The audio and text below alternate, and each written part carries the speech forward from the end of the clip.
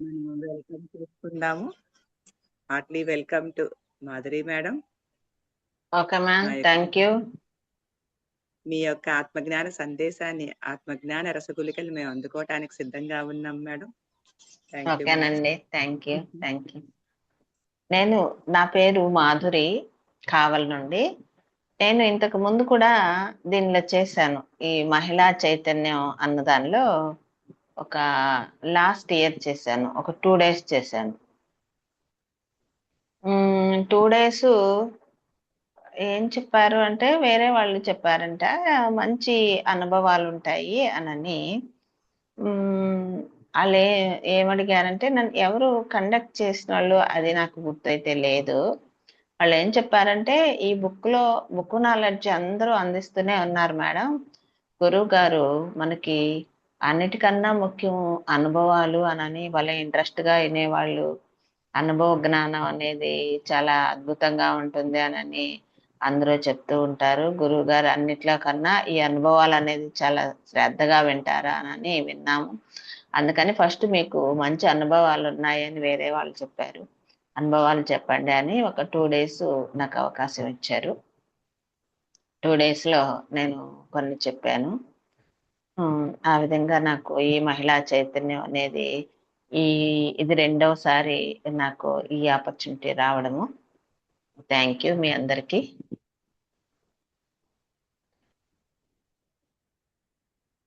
నేను 2020లో వచ్చానండి ధ్యానంలోకి.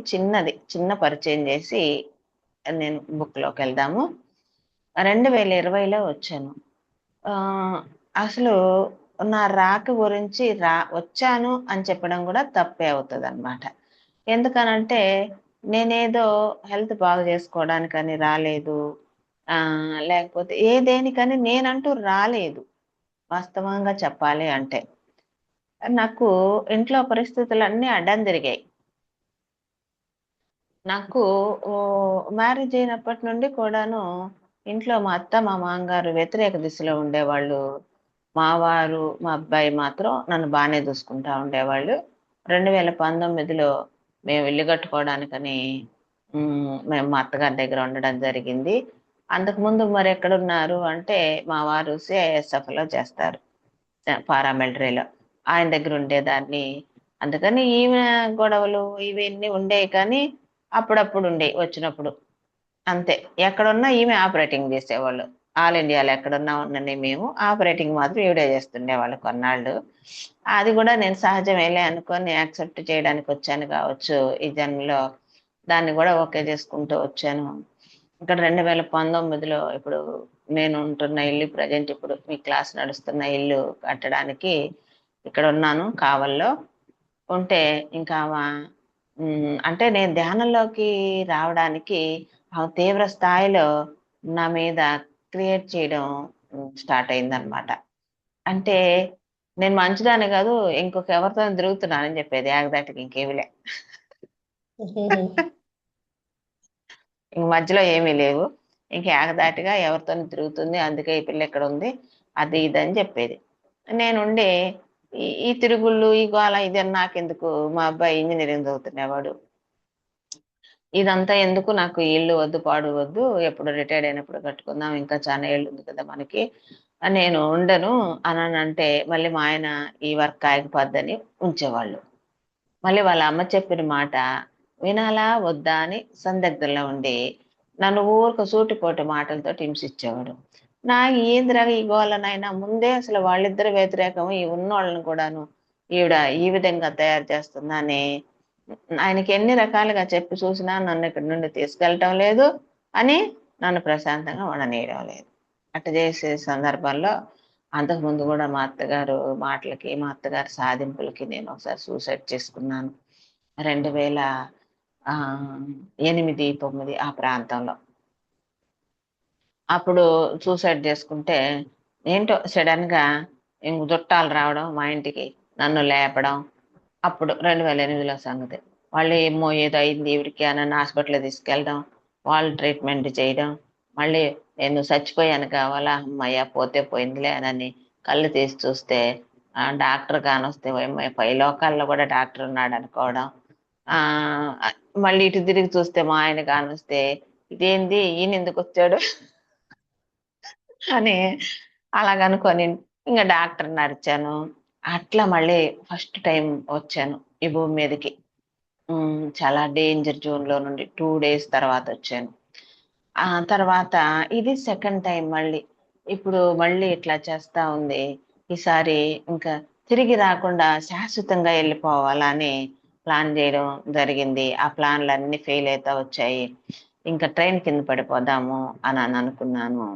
అనుకుంటే ట్రైన్ దగ్గరికి వెళ్దాము అని తలుపు వేసి బయలుదేరినప్పుడు నా లోపల నుండి అంతర్వాణి వినపడేది. ఆ అంతర్వాణి అని నాకు తెలీదు. ఇదేంట్రా నాయన ఈ లోపల ఏదన్నా దెయ్యం ఉందా ఏంటి, ఇదేందుకు ఏడిచి వస్తా ఉంది, నేను చచ్చిపోతానంటే ఇది వద్దు వద్దు వద్దు అంటుంది. దీని వాళ్ళ పెద్దదైంది నాకు ఇంట్లో వాళ్ళకన్నా. ఏంది నాకు సావు కూడా దూరం వెళ్ళిపోతుంది అని తిట్టుకునేదాన్ని. నేను వెళ్ళినప్పుడు ఇంకా అది ఏడుస్తూ, వద్దు నువ్వేం తప్పు చేసావని, నువ్వు చనిపోవాలి, వద్దు నీకు అన్ని దారులు మేయబడ్డాయి, నీకు ఒక దారి ఉంది, ఆ దారిలో నువ్వు వెళ్ళాలా, ఇప్పటిదాకా నువ్వు నడిచింది అన్ని దారులు నీకు తాత్కాలికం అని ఏందేందో గందరగోళంగా చెప్పేది. ఇక నాకు చచ్చిపోదామన్న ఆలోచన కన్నా అసలు ఇదన్నీ ఎక్కడి నుండి వస్తున్నాయి, అసలు ఇదేం కథ, ఎవరు మాట్లాడుతున్నారు, నా చుట్టుపక్కల చూస్తే ఎవరు లేరు, మరి నేను ఒక్కదాన్నే ఉన్నా, ఎక్కడి నుండి వస్తున్నాయి ఈ మాటలు, ఇదేంది అని మనసు అటువైపు వెళ్ళింది. ఇంక మనసు అటువైపు వెళ్ళి అదిరిపోతున్నానేమో, లోపల నుండి భయం అనేది ఉంది కావచ్చు, ఆ భయం నన్ను ఈ విధంగా తయారు చేస్తుందేమో.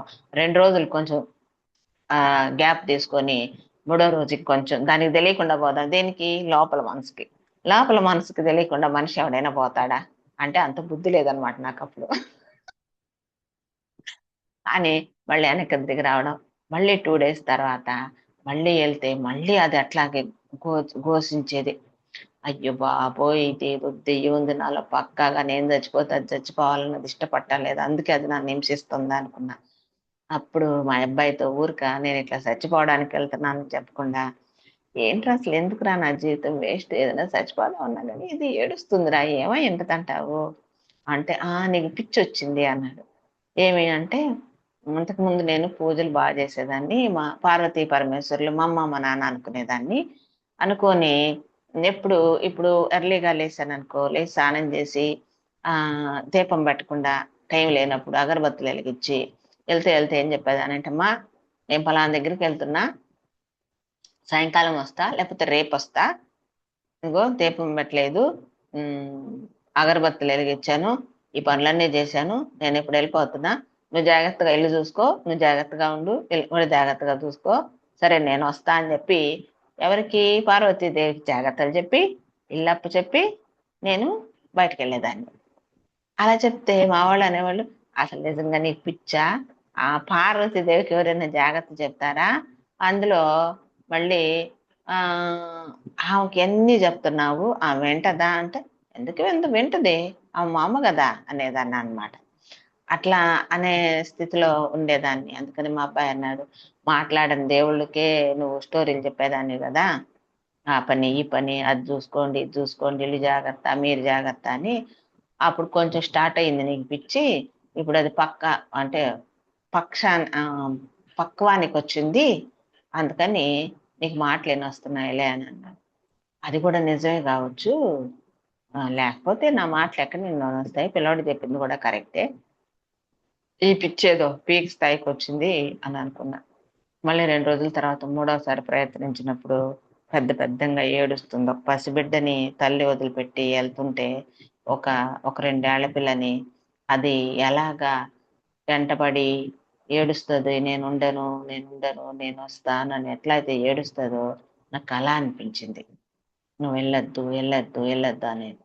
అప్పుడు నేను ఇంక తిరిగి వచ్చి ఏడుచుకుంటూ ఇంట్లో కూర్చొని నా చిన్ననాటి ఫ్రెండ్ ఒకరు ఫోన్ చేసి, ఏం చేస్తున్నావంటే, ఏం చెప్పానులే, చచ్చిపోదామని ప్లాన్ చేసుకొని చచ్చిపోదాం అనుకున్నా సరే ఆ సావు కూడా నన్ను దగ్గరికి రానియడం లేదు, అది కూడా పారిపోతుంది, నేనేంటో ఇట్లాగా చేస్తే నాకు ఎక్కడి నుండో మాటలు వినొస్తున్నాయి, అది నా చెవులోనే చెప్పినట్టుంది, నాకు అర్థం కావట్లేదు, అసలు ఏమై ఉంటదంటావు అనని నేను అడిగినప్పుడు ఆవిడ చెప్పింది ఏమని, పిరమిడ్ మెడిటేషన్ సెంటర్స్ అని ఒకటి ఉన్నాయి ఇప్పుడు, అది మీ ఊర్లో కూడా ఉండుంటది, నువ్వు కావల్లోనే ఉంటున్నావు అంటే ఆంధ్రాలోనే ఉన్నాయి ఎక్కువ, అది ఉండుంటది. ఇప్పుడు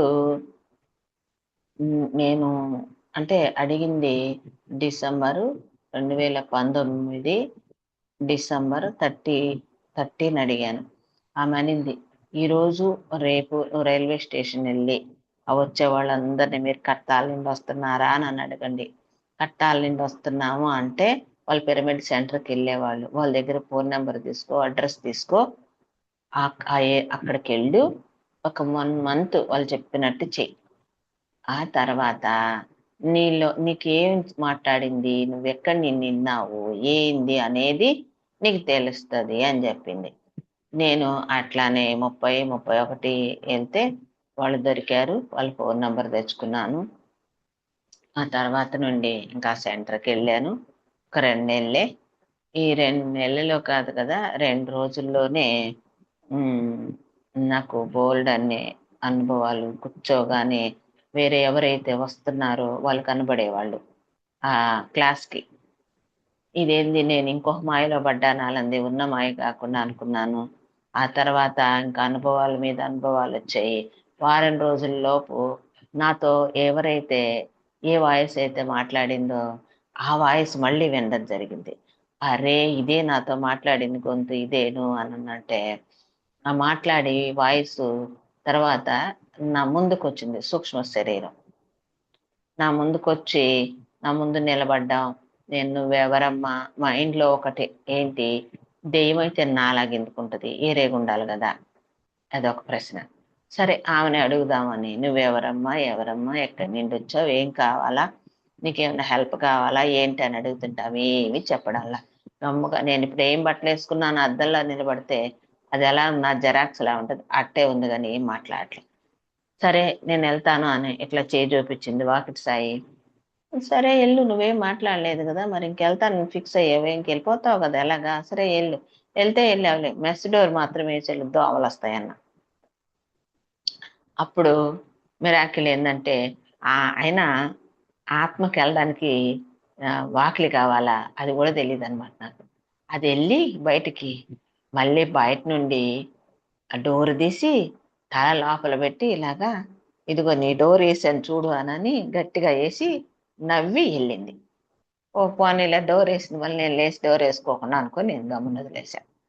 ఆ విధంగా నేను ధ్యానం అనేది నాకు పరిచయం అయిందనమాట. అక్కడి నుండి నేను ఇంకా వారానికి 2-3 అనుభవాలు వచ్చాయి. అవన్నీ రాసి పెట్టేదాన్ని. రాసిపెట్టి ఎవరిని అడిగినా ఇక్కడ ఎవరికి తెలిసేది కాదు. కొద్దిగా మా ఊర్లో కృష్ణారెడ్డి అని ఆయన సీనియర్ మాస్టరు, ఆయనకు ఒక 10% మాత్రమే తెలిసేది ఆ అనుభవాలకి ఏదో మీనింగ్. ఇంక నా అమ్మ ఈ రాసి పెట్టుకో, ఎవరో ఒకరు ఏదో ఒక రోజు నీకే తెలుస్తుంది అని చెప్పడం జరిగింది.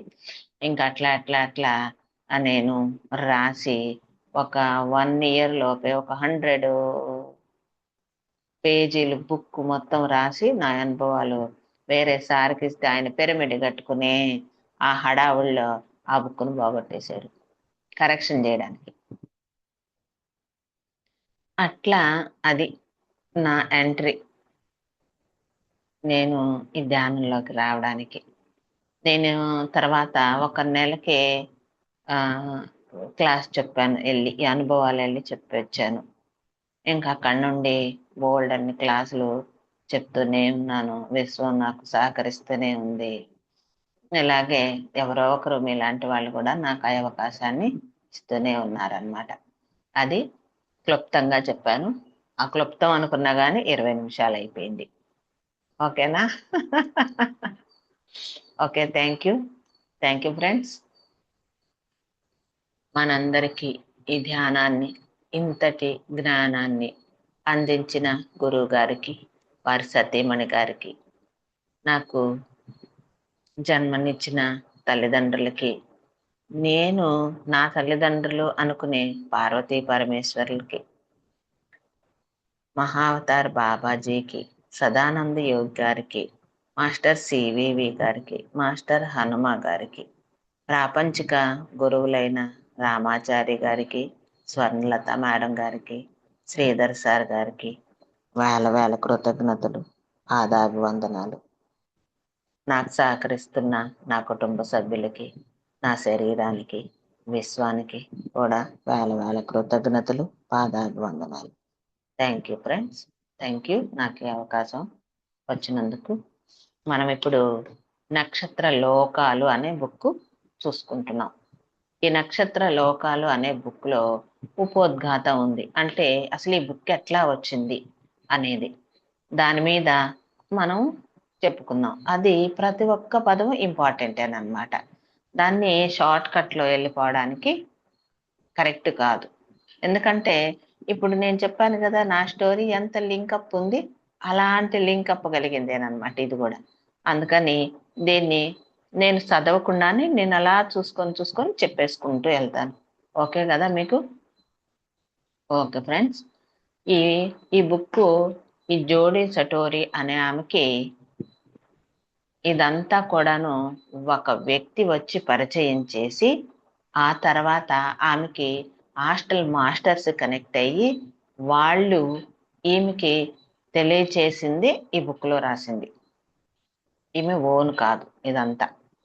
ఆమెని కనెక్ట్ చేయడానికి ఒక వ్యక్తి వచ్చి కనెక్ట్ చేశాడు. ఎవరికి?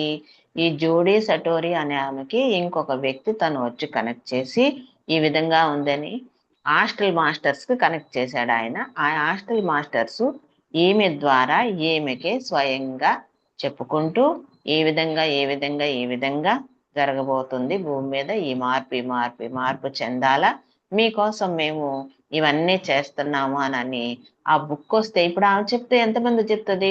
ఒక క్లాస్ చెప్తుంది, 2 క్లాసులు చెప్తుంది, లేదా వాళ్ళ ఏరియా వరకు చెప్తుంది, వాళ్ళ రాష్ట్రం వాళ్ళ దేశం వరకు చెప్తుంది మహా అంటే. కానీ బుక్ వస్తే ప్రపంచవ్యాప్తంగా మనం అందరివి, ఆమెను ఎవరో మనం చూడలేదు, ఆమె ఎక్కడ పుట్టిందో కూడా మనకు తెలీదు, అయినా సరే ఇప్పుడు మన జీవిత చరిత్ర గురించి, మనం ఎలా వచ్చాం, ఎందుకు వచ్చాం, ఎక్కడి నుండి వచ్చాం, ఎప్పుడు వచ్చాం అన్న విషయాన్ని మొత్తం ఆమెకి కూలకుశంగా చెప్పి ఈ బుక్ని రాయించారనమాట. అది మ్యాటర్. సరే మేడం, వీడియో అవసరమా? చూడండి, మీకు మీ కన్వీనియంట్ ఉంటే కనుక అవునా? మేము ఇంటరాక్షన్ అవుతాం అనేసి. అదే. ఓకే. అంటే ఇదంతా కూడాను ఎప్పుడో కొన్ని లక్షల సంవత్సరాల నాడు జరిగిన విషయాన్ని వాళ్ళు అప్పుడు జరిగింది, అప్పుడు చేశారు, దాన్ని అప్పుడు చెప్పారనుకోండి, మనకంత జ్ఞానం లేదు. ఇప్పుడు నేను ధ్యానంలోకి రాకముందు అంతర్వాణి ఉందా అంటే కృష్ణుడికి ఉంటుంది, కానీ కృష్ణుడు పుట్టినప్పుడు ఆకాశవాణిలో అంతర్వాణి ఏర్పడింది, అంతేకాని ఇంకా ఆ తర్వాత ఇంకెవ్వరు ఎక్కడ ఈ మాటే ప్రస్తావనే రాలేదు, మరి నాకెక్కడ నేను పడుతుంది అని నాకు డౌట్ వచ్చింది కదా, నా లోపల నుండి వినపడ్డా. అంటే ఇంతకన్నా అధ్వానమైన స్థితిలో మనం అప్పుడు అంతగా మనకి ఈ అవగాహన లేదు కాబట్టి ఆధ్యాత్మికత మీద అప్పుడు మనకి చెప్పబడలేదు. ఇది 1990లోనే మనకి ఇదంతా వాళ్ళు ఇవ్వడం, 87 నుండి అట్లా ఇవ్వడం, ఈ 90లో ఈ బుక్ రావడం, ఇట్లా జరిగిందనమాట. అక్కడి నుండి మనము బెటర్మెంట్ అవుతూ వచ్చాం కాబట్టి చెప్పింది అర్థం చేసుకుంటాము, నమ్ముతాము, ఆచరిస్తాము అని.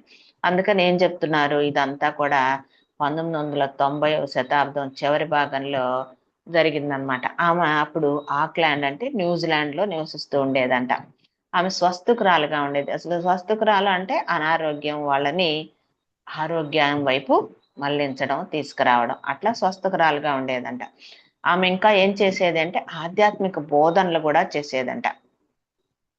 ఆధ్యాత్మిక బోధనలు అంటే ఇప్పుడు మనం చేసేది ఇట్లా, నువ్వే భగవంతుడివి, నీ లోపల ఎనర్జీ ఉంది, నువ్వు తెలుసుకోవాలి, తెలుసుకుంటే ఏదైనా చేయగలవు, ఏదైనా మార్పు వస్తుంది, ఎలాగా ఆధ్యాత్మికత మీద, చదివిన బుక్కుల మీద, తెలుసుకున్న జ్ఞానం మీద బోధిస్తూ ఉండేదంట. అట్లాగా ఆధ్యాత్మిక బోధకురాలుగా ఉన్నప్పుడు ఇదంతా మొదలైంది. అంటే ఆమెకి ఇంకొకరు కనెక్ట్ అవ్వడం, ఈ బుక్ రావడం, ఇదంతా జరిగిందనమాట. అప్పుడు ఉన్నత పరిమాణాల కాంతి శక్తి సమాచారం నా ద్వారా ఎంతో మందిని అందజేయబడుతూ ఉండేది. అసలు ఉన్నత పరిమాణాల కాంతి శక్తి అంటే మనకి ఇప్పుడు ఆది మూలం నుండి అని చెప్తున్నాం కదా మనం, ఈ ఆది మూలం నుండి వస్తున్న కాంతి ఏదైతే ఉందో, కాంతి శక్తి అనేది ఆమె లోపలికి వచ్చి ఆమెలో ఫిల్ అయ్యి ఆ ఎదుటి వాడికి ఎవరికైతే హీల్ చేయబడుతుందో అతనిలో వెళ్ళి స్వస్థత పరిచేదన్నమాట. ఆ విధంగా ఆది మూలం ఆవిడ్ని మాధ్యమంగా ఎంచుకొని ఈ ఉన్నత పరిణామాల ఈ శక్తి, కాంతి, సమాచారం, ఇతను ఎందుకు వచ్చాడు, ఇతనికి ఉన్న రోగం ఏంటి, ఇతను ఎలా హీల్ అవుతాడు, అలాంటి సమాచారం కూడా అందించేదంట. దాని ద్వారా ఆమె ఎంతో మందిని ఈ స్వస్థకురాలుగా చేస్తూ ఉండేదట. ఇట్లా ఉండగా 1998లో అంటే ఆమె 8 సంవత్సరాలు ఇలాగ స్వస్థకురాలుగా పనిచేసింది, బోధకురాలుగా కూడా పనిచేసింది. నిస్వార్థమైన సేవ 8 సంవత్సరాలు చేసిన తర్వాత ఆమెకి ఒక మంచి రోజు అనేది మొదలైందనమాట. ఆ రోజు రాత్రి ఎప్పుడు 1998లో ఒక రోజు రాత్రి బాగా ఆలస్యంగా ఆమె అలసిపోయి ఇంటికి వచ్చి విశ్రాంతి తీసుకుంటున్న సమయంలో ఏం చేశారు అంటే, ఆల్విన్ అనే ఒక వ్యక్తి కంగారుగా వాళ్ళ ఇంటి దగ్గరకు వచ్చాడంటే, ఏదో అత్యవసరం మీద పని మీద వచ్చినట్టు మళ్ళీ వచ్చి ఆ అత్యవసర స్థితిలో వచ్చి గట్టిగా పిలుస్తున్నాడంట ఆమెని. ఆమె ఇంటికి వచ్చి ఆమెను పిలుస్తున్నాడు అనమాట, గట్టిగా పెద్ద స్వరంతో. ఆ స్వరం విని నేను అతడు చెప్పింది వినడానికి నిశ్చయించుకున్న తలుపుని దబదబా కొడుతూ పెద్దగా కేకలేస్తూ ఈమెను పిలవసాగాడు అనమాట. అప్పుడు ఏం చేస్తుంది ఆమె అంటే, ఆ డోర్ తీయడం చేస్తుంది. ఆమె లోపలికి పిలుస్తుంది ఆయన్ని.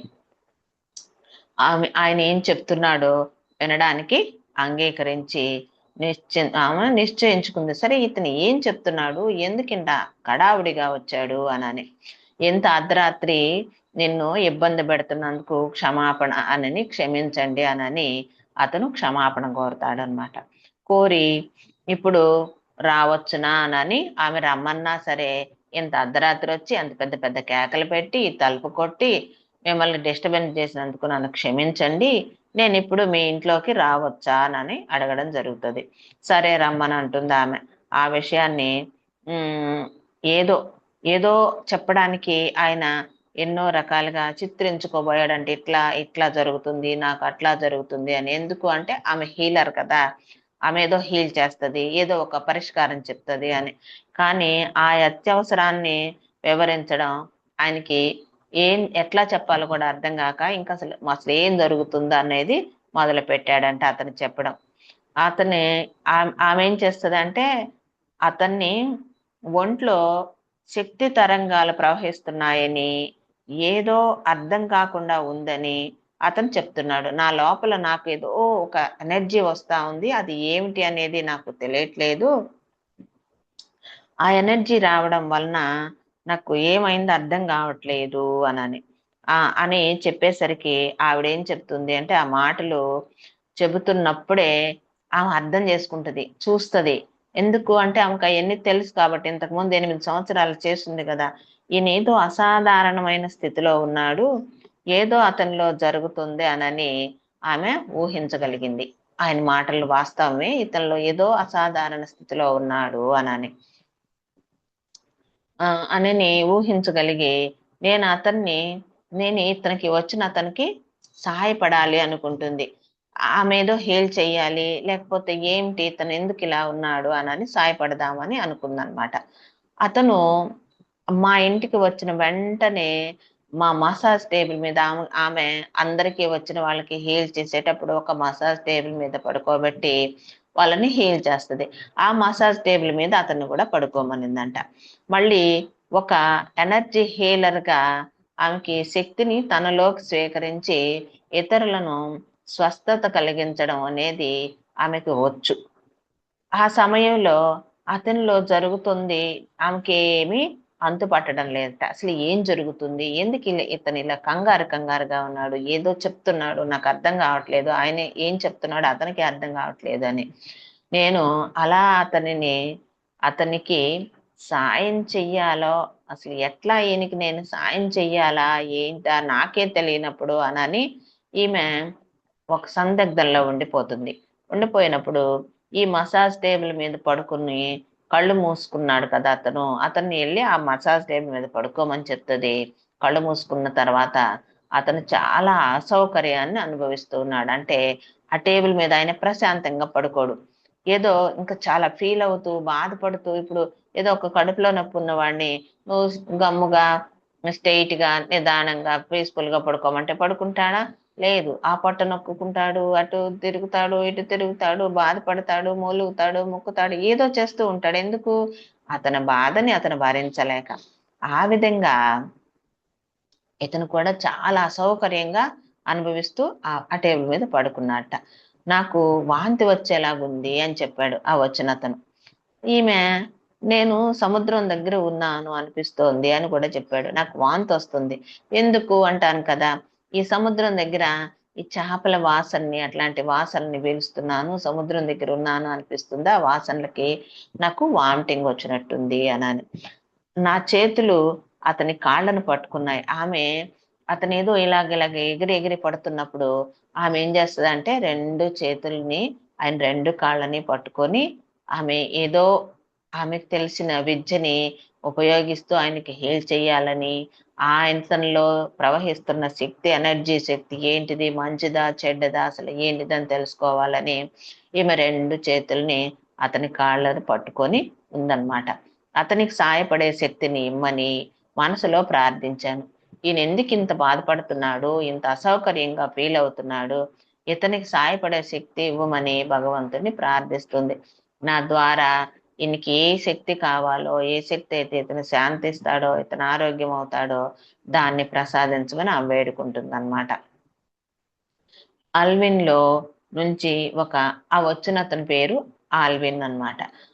అతనిలో నుంచి ఒక శక్తి తరంగం నా శరీరంలోకి రావడం, నా పాదాల ద్వారా బయటకు వెళ్ళడం గమనించాను. అతనిలో ఆటోమేటిక్ ఏదో నాకు ఒక ఎనర్జీ వస్తుంది, అదేందో నాకు తెలియలేదు, అది ఎట్లా చెప్పాలో నాకు తెలియలేదని ఫస్ట్ స్టార్టింగ్ లోనే చెప్తాడు అతను, ఈ ఆల్విన్ అనే వ్యక్తి. అది ఇప్పుడు ఈమెకు కనెక్ట్ అవుతుంది. కనెక్ట్ అయ్యి అతని శరీరంలో ఏ శక్తి అయితే ఒక ప్రసరితం అవుతుందో ఆ శక్తి ఈమె చేతుల మీద నుండి, ఈమె చేతులు ఆయన పట్టుకొని ఉన్నాయి కదా, ఈమె చేతుల్లో నుండి ఆమె శరీరంలోకి రావడం, శరీరం అంతా ఫిల్ అవ్వడం, ఇలా మొత్తం బాడీ అంతా నిండిపోయి పాదాల ద్వారా బయటకు వెళ్ళడం ఈమె గమనిస్తుంది. ఇంతలో నా మనసులో ఒక స్వరం వినిపించింది. ఆమెకి ఆ మనసులో నుండి, ఆమె అంతరాత్మల నుండి ఒక స్వరం వినిపించిందంట. అతనికి ఓ ప్రత్యేకమైన జీవి ఉనికితో బంధం ఏర్పడింది అని. ఈయన ఒక ప్రత్యేకమైన జీవి, ఇప్పుడు ఆయన ఏం చెప్పాడు, నేను సముద్రం దగ్గర ఉన్నాను, నాకేదో ఒక వాసనలు వస్తున్నాయి, దాని వలన వామిటింగ్ వస్తుందని చెప్పాడు కదా. ఈమెకు అతని ద్వారా ఎనర్జీ రావడం వలన ఈమెకేం తెలిసింది అంటే ఒక ప్రత్యేకమైన జీవితోటి కనెక్ట్ అయ్యాడు ఆయన సంబంధం వచ్చింది, అందువలన ఇతను అలా అయ్యాడు అని ఈమెకి అర్థమైందనమాట. యాల్విన్ శరీరము టేబుల్ మీద ఎగిరి పడుతుందంట ఒక చేపలాగా. ఇప్పుడు ఒక చేపని నీళ్ళల్లో నుండి తీసి బయటేసినప్పుడు అది ఇలాగా నీళ్ళల్లో ఉంటే దాని శరీరాన్ని కదిలించుకుంటూ ముందుకెళ్తుంది కదా. అది గట్టు మీద భూమి మీద ఉంటే అది నీళ్లు లేవు కాబట్టి దీనిలో ఏం చేయాలని ఇట్లా ఎగిరి ఎగిరి ఎట్లా పడుతుందో అలాగా ఎగిరి పడుతుందంట ఆయన శరీరం ఆ టేబుల్ మీద. కళ్ళు మూసుకునే ఉన్నాడు ఆయనేమో, కళ్ళు మూసుకొనే ఉన్నాడు, కళ్ళు ఏమీ తీయటం లేదు.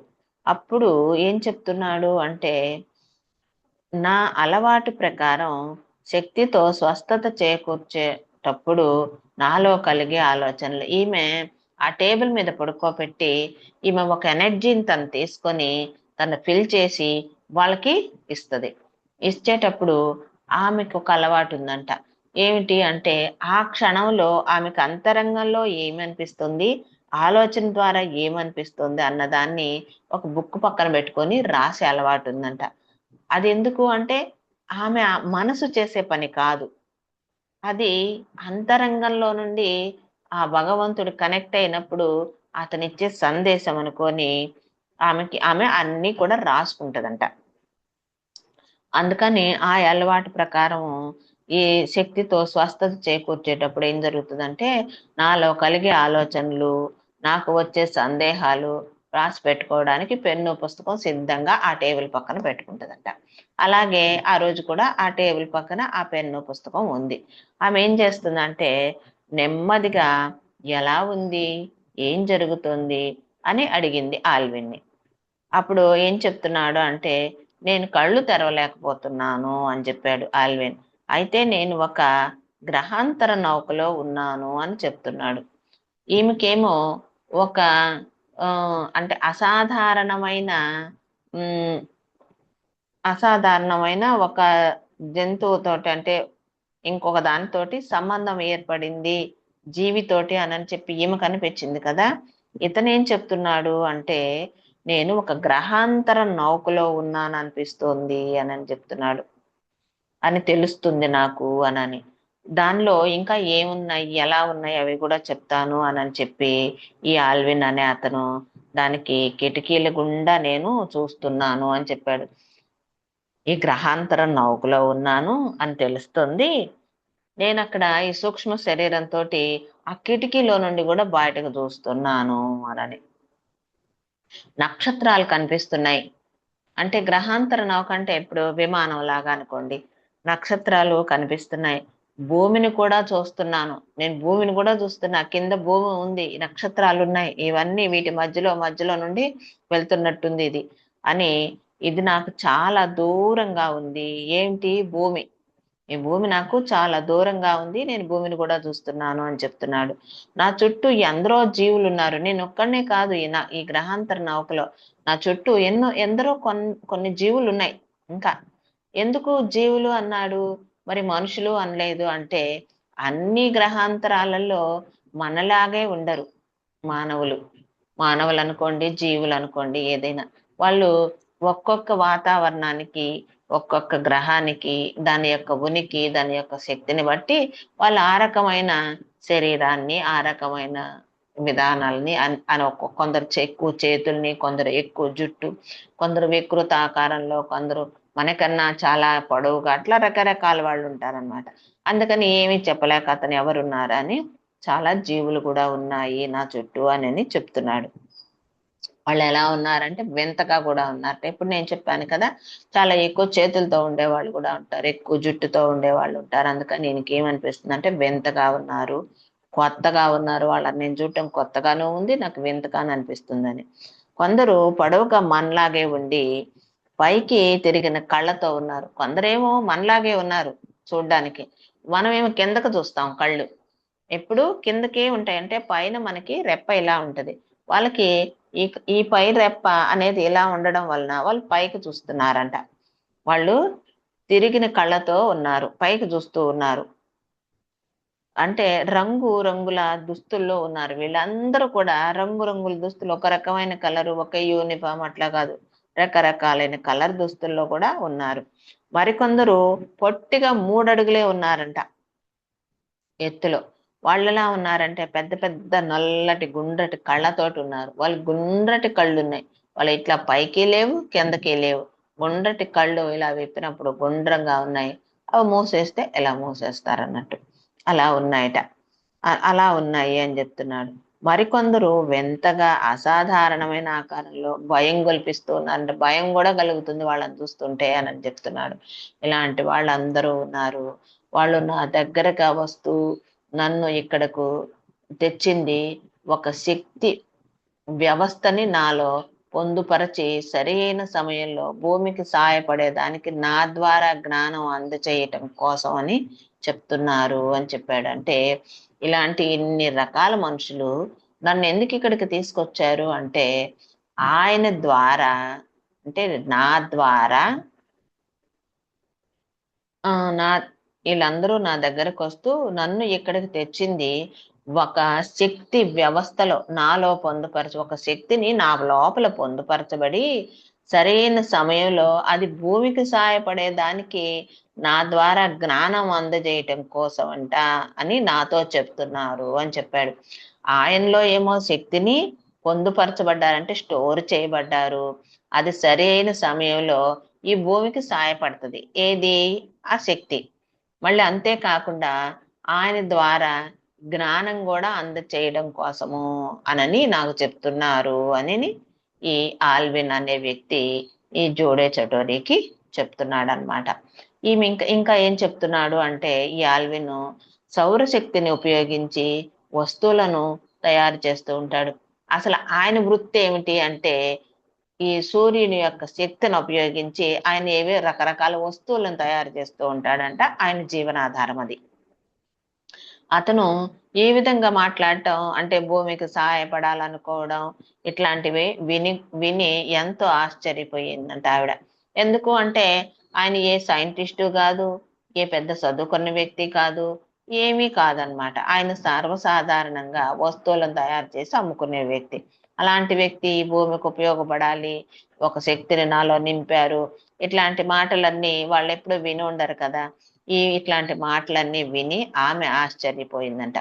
యాల్విన్ తాను ఉన్న ఆ గ్రహాంతర నౌక లోపల భాగాన్ని వర్ణించాడు. ఈ ఆల్విన్ అనే వ్యక్తి ఆ గ్రహాంతర నౌకలో ఉన్నాడు కదా, ఆ నౌకలో ఏమి ఉన్నాయి, ఎట్లా ఉన్నాయని దాన్ని మొత్తం వివరిస్తూ ఉన్నాడంట. లోపల ఎలా ఉంది అంటే బంగారము, వెండి, నీలం రంగులతో ఏవేవో వ్రాసున్నాయి. ఈ బంగారం తోటి, వెండి తోటి, నీలం తోటి ఆ నౌక లోపలంతా ఏవేవో రాసి పెట్టున్నాయట. అవి అచ్చం అలాగే కాకపోయినా ఈజిప్ట్ హియర్ గ్రిప్స్ లాగా ఉన్నాయి. అంటే సేమ్ ఈ ఈజిప్ట్ లో ఉన్న ఇయర్ గ్రిప్స్ అంటే ఈజిప్ట్ పిరమిడ్ ఉంది కదా, ఈ పిరమిడ్ లో కొన్ని రాసున్నాయంట, బొమ్మలు వేస్తున్నాయంట గోడల మీద. మనలో ఎవరైనా వెళ్ళి చూసినట్టయితే వాళ్ళకి తెలుస్తుంది, నాకైతే తెలియదు, నేను వెళ్ళలేదు కాబట్టి. అలాగే సేమ్ గా కాకపోయినా అలాగే వాటికి దగ్గర పోలికలు ఉన్నాయి అని చెప్తున్నాడు. హియర్ గ్లిప్స్ అంటే బొమ్మలతో కూడిన గుర్తులు, పదాలకు బదులుగా ఆ బొమ్మలను చదవటం ఉన్నట్లుంది. అంటే ఇప్పుడు మనం చూడండి, కృష్ణుడిది రథం వేసి సారథిగా కృష్ణుని కూర్చోబెట్టాడు అనుకో, అక్కడ ఏం మ్యాటర్ రాయబనిలే, ఓ కృష్ణుడు రథ సారథి అని మనకు అర్థమవుతుంది. ఆ తర్వాత ఆయన ఎన్నో రకాలైన అంటే మొత్తం విశ్వరూపాన్ని చూపించడం బొమ్మలు వేసి పెట్టారనుకో, అక్కడ మనకి ఏం తెలుస్తుంది, కృష్ణుడిలోనే విశ్వం అంతా ఉంది, అన్ని రూపాలు ఆయనే అని తెలుస్తుంది. అక్కడ ఏమన్నా మ్యాటర్ రాశారా అంటే రాయరు. ఆ బొమ్మలను చూసి మనం ఏ విధంగానైతే అక్కడ ఏం జరిగింది, ఏం చెప్పాడు అని అనేది ఎలా తెలుసుకుంటామో, అలాగ అసలు మ్యాటర్ ఏమీ లేకుండా ఆ బొమ్మలను చదవడం ఉన్నట్లుగా ఉంది. అవన్నీ అట్లాగా ఒక్కొక్క మీనింగ్ తోటి ఆ బొమ్మలు వేసి పెట్టున్నారు అని చెప్తున్నాడు ఆల్విన్. వారి దగ్గర నుంచి మీకు ఒక సందేశం ఉంది. వాళ్ళు ఇంకొక మాట కూడా చెప్తున్నారు, ఇప్పుడు నన్ను ఈ ఈ నక్షత్ర నౌకలో కూర్చోబెట్టిన వాళ్ళు మీకు కూడా ఒక సందేశాన్ని ఇస్తామంటున్నారు, మీకు ఆ సందేశాన్ని ఇవ్వడానికే ఇక్కడికి పరిగెట్టుకొని వచ్చాడు అనమాట ఆయన అనని చెప్తున్నాడు అతను. మీకు కూడాను ఒక సందేశం ఉంది అనని. అంటే ఆమెకి ఏమి తెలియదు కదా అసలు. సరే, నా దగ్గర నుంచి మీకు సందేశం ఉంది అంటే అది ఏమిటంటే అని వివరిస్తున్నారు. మీ లక్ష్యము డిఎన్ఏని రీకోడ్ చేయడము. మీకు ఒక పని కూడా ఇస్తున్నారు వాళ్ళు. మీ లక్ష్యం ఏంటో తెలుసా, మీరు స్వస్థత పరచడము, ఈ ఆధ్యాత్మిక సందేశాలను ఇవ్వడమే కాదు, ఇంకొక పని కూడా ఇస్తున్నారు. మనలో ప్రతి మనిషిలో కానీ, జంతువులో కానీ, ప్రతి జీవరాశిలో కూడా డిఎన్ఏ అనేది ఉంటుందంట. దాన్ని దీన్ని తెలుసుకొని రీకోడ్ చేయడము, ఆ వర్క్ ఇచ్చారు అని. కానీ ఇప్పుడే కాదు, భూమి ఇప్పుడు ఉన్న స్థితి నుంచి మరింత చైతన్య స్థితికి మార్పు చెందిన సమయంలో మీరు ఈ పని చేయటం కోసం మిమ్మల్ని ఎప్పటి నుంచి తయారు చేసుకోమని, అప్పుడు ఆత్మస్థాయిలో మీరేం చెయ్యాలో మీకే తెలుస్తుందని చెప్పాడు అనమాట. ఇది చెప్పమంటున్నారు అనని.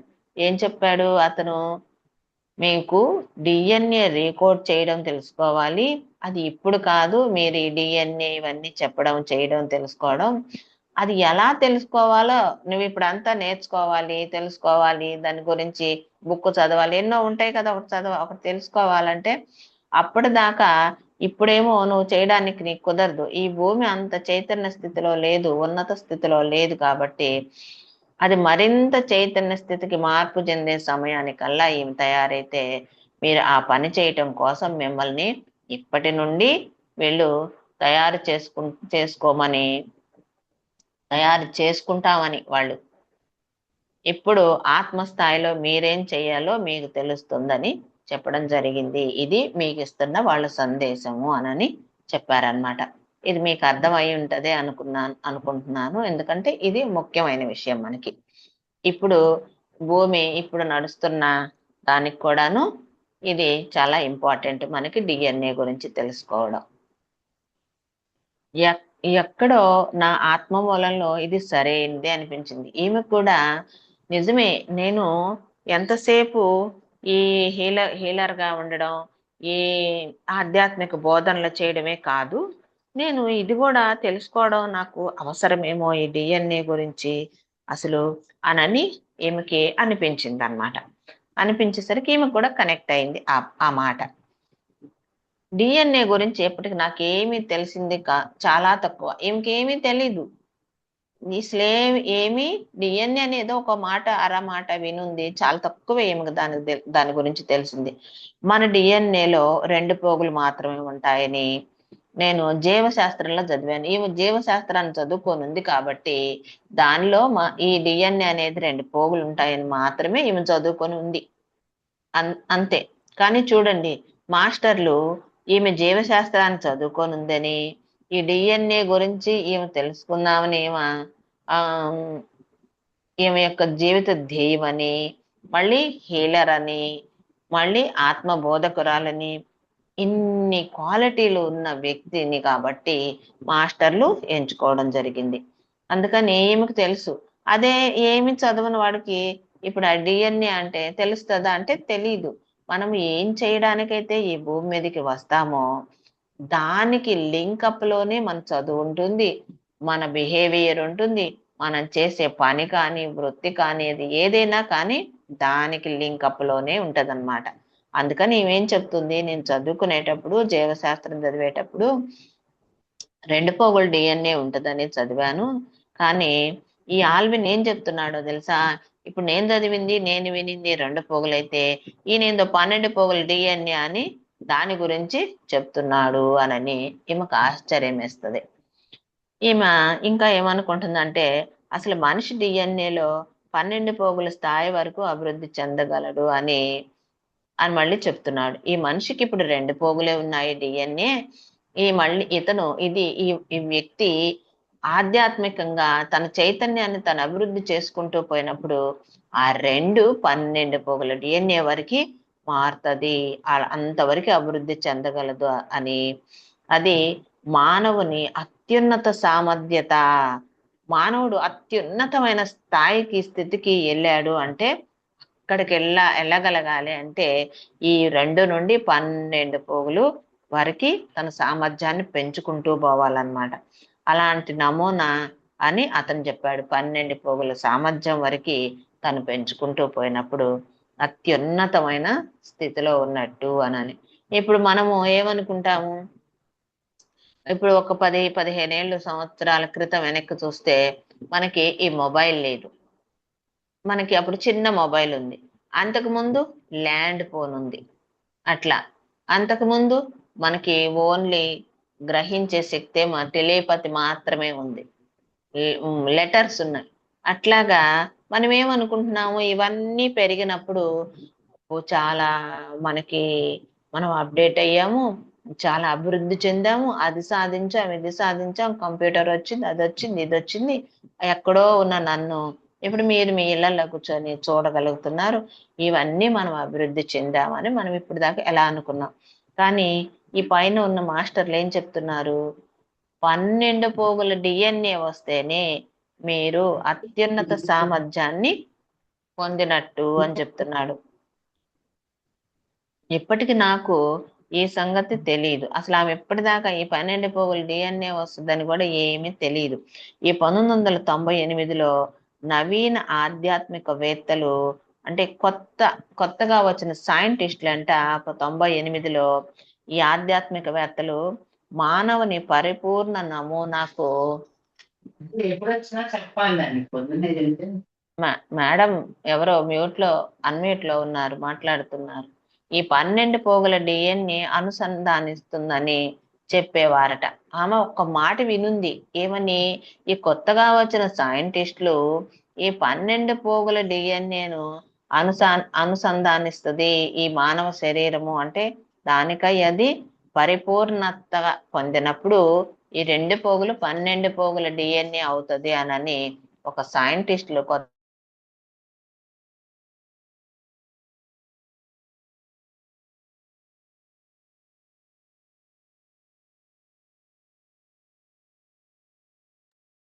మేడం మేడం మీది కూడా మ్యూట్ లోకి వెళ్ళింది మేడం, ఒకసారి మ్యూట్ ఆన్ చేయండి.